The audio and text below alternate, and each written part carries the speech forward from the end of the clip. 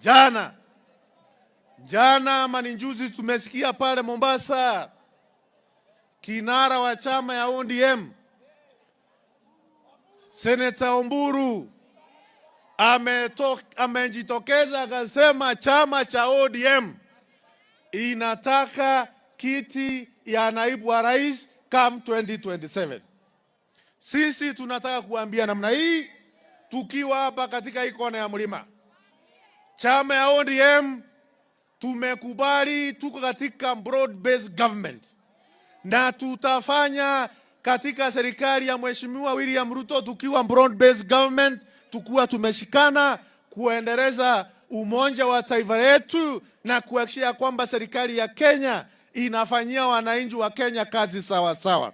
Lakini Mheshimiwa Profesa Kithure Kindiki, huyo ndiye naibu wa rais wa Jamhuri ya Kenya kwa sasa. Huyo ndiye atakuwa naibu wa rais wa Kenya 2027 kuelekea 2032.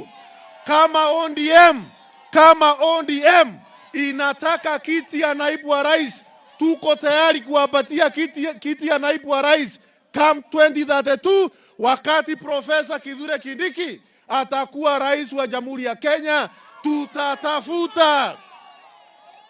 Tutatafuta mmoja wao wa chama cha ODM akuwe naibu wa rais 2032.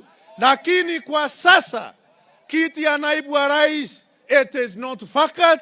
2027 kiti ya naibu wa rais itakuwa na kijana wetu Profesa Kithure Kindiki.